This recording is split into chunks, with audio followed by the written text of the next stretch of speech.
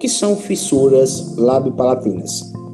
As fissuras são uma malformação que acontece no início da gestação. Tudo acontece de uma forma ordenada e organizada para formar a face do bebê. Tudo vai crescer centralmente para formar, então, a região da testa, o nariz, a maxila, a língua, o palato e a mandíbula. Quando dá uma falha nesse processo organizado dos crescimentos dos tecidos, eles não fecham completamente, então acabam resultando na fissura de lábio.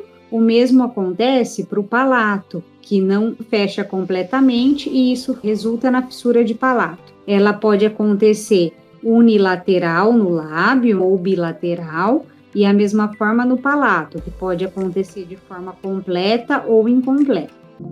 Quando ocorre o desenvolvimento da face e do palato? É um desenvolvimento que acontece muito cedo na gestação, por volta de umas 4 semanas. Tudo acontece muito organizado e ordenadamente. Quando falha esse processo de organização para formar a face do bebê, pode ocorrer a fissura. Lá no desenvolvimento, dentro da barriga da mãe, vem crescendo uma estrutura, que eu vou falar simplificadamente, né, em forma de C. E ali, nessa região, que a gente chama crânio cefálica, vão se desenvolver algumas estruturas que vão crescer e vão se encontrar no centro da face para formar as estruturas, como a testa, a região do nariz, a maxila, a língua, o palato e a mandíbula.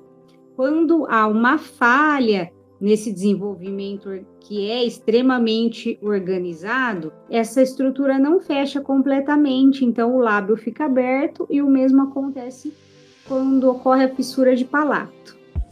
Com relação ao desenvolvimento da face do palato, existe alguma diferença no tempo de formação dessas estruturas, comparando indivíduos do sexo masculino e do sexo feminino? Acontece uma pequena diferencinha entre o masculino e o feminino. São dados que foram analisados em pesquisas ao longo do tempo, com o desenvolvimento embriológico. Foi observado que o palato fecha primeiro nos indivíduos no sexo masculino e dias depois no sexo feminino. Há maior predisposição de um sexo para o outro para a malformação?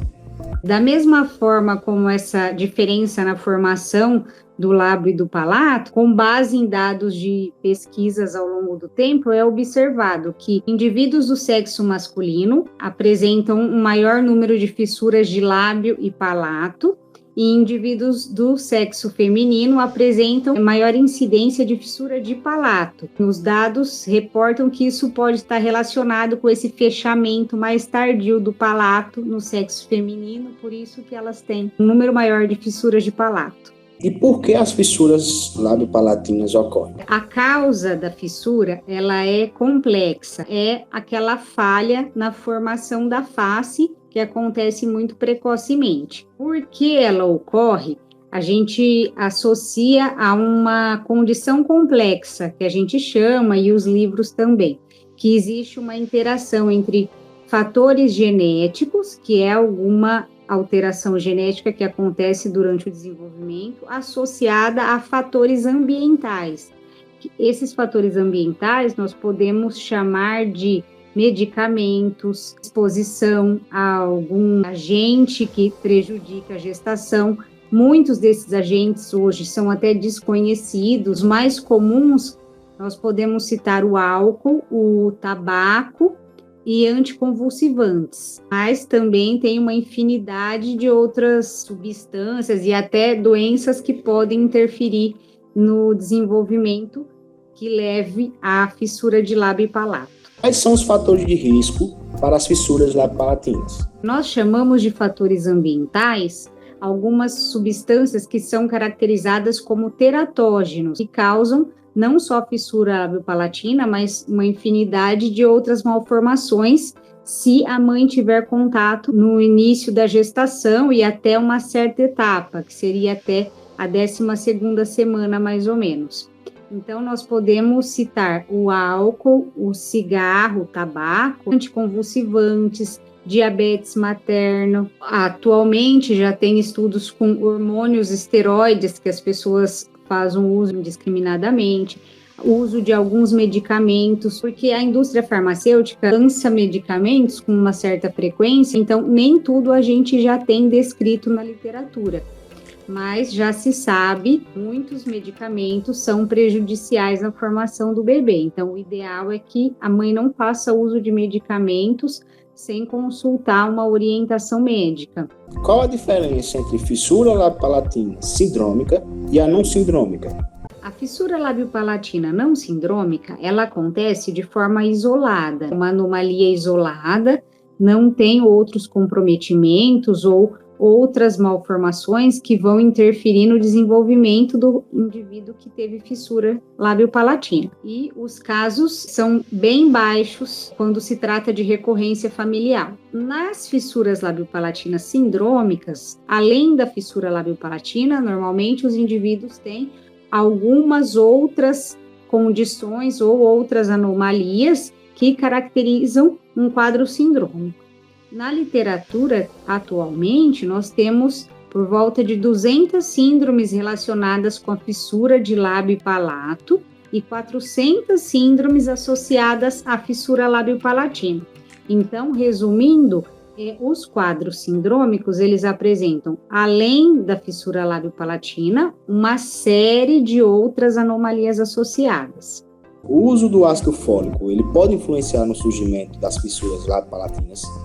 O ácido fólico, ele é uma vitamina dentro do grupo do complexo B, é a vitamina B9, e ela foi inserida na alimentação, nos alimentos que a gente adquire comercialmente, na farinha de trigo, fubá. Hoje eles são enriquecidos com ácido fólico, se vocês verificarem, está lá na embalagem, porque há muitos anos atrás foi observado que deficiência de ácido fólico acarretava no desenvolvimento de uma malformação chamada defeito de tubo neural, que acaba resultando num comprometimento de coluna, anencefalia nos bebês, e foi verificado com muitos estudos que se a mãe estivesse com o organismo bem suplementado com o ácido fólico, isso não acontecia. Então, com base nesse estudo inicial, foram feitos novos estudos para verificar a prevenção da fissura lábio-palatina se a mãe estiver suplementada com ácido fólico ou não. Vale a pena ressaltar que não adianta estar grávida e começar a tomar a vitamina. O ideal é que faça um acompanhamento médico inicial, porque se a mãe estiver com anemia e fizer a suplementação, pode mascarar outras condições. Então, o ideal é que faça uma avaliação global, exames prévios, e aí comece a fazer a suplementação do ácido fólico pelo menos 3 meses antes da gestação. E depois ela deve tomar essa vitamina até o 3º mês, quando completa a formação da face. No entanto, não existem dados que comprovem 100% a eficácia na prevenção da fissura lábio-palatina. Mas, como muitos estudos têm demonstrado um efeito positivo para mães que fizeram a suplementação, é recomendado que elas façam o uso dessa vitamina. Hoje, por exemplo, em outros continentes, como na Europa, eles já têm estudos que têm receio de fazer a suplementação, porque as pessoas tomam muito e isso acaba resultando em efeitos colaterais, o que não acontece nos continentes e nos países subdesenvolvidos, onde existe muita carência nutricional. Então, de modo geral, o ideal é que converse com o médico, faça exames prévios e que planeje a gestação. É a melhor forma de se evitar futuros problemas.